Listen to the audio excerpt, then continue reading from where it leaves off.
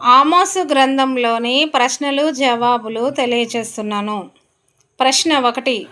ఆమోసు గ్రంథము బైబిల్ గ్రంథంలో ఎన్నవ పుస్తకము? జవాబు: ఆమోసు గ్రంథము బైబిల్ గ్రంథంలో 30వ పుస్తకము. ప్రశ్న 2. ఆమోసు అను పేరునకు అర్థము ఏమిటి?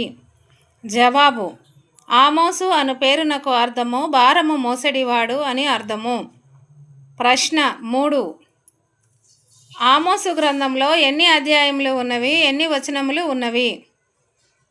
జవాబు: ఆమోసు గ్రంథంలో 9 అధ్యాయములు 146 వచనములు ఉన్నవి. ప్రశ్న 4. ఆమోసు గ్రంథంలో ప్రవచనములు ఎన్ని, నెరవేర్చినవి ఎన్ని, నెరవేర్చబడనివి ఎన్ని?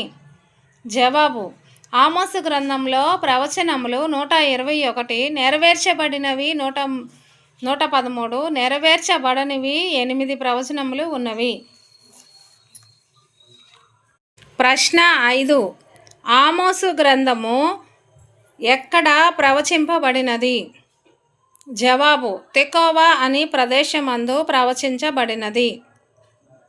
ప్రశ్న 6. తెకోవా ఎక్కడ ఉన్నది?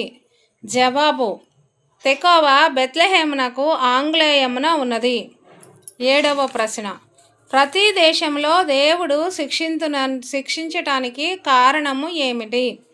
జవాబు: వారి వారి పాపములను బట్టి వారిని శిక్షించెను. ప్రశ్న 8. ఇశ్రాయేలీలలో సహోదర నిబంధన చేసుకుని మర్చిన వారు ఎవరు? జవాబు: తూరు ప్రజలు. ప్రశ్న 10. బాషాను ఆవులారా అని ఆమోసు ఎవరిని పోల్చి ఉండవచ్చు?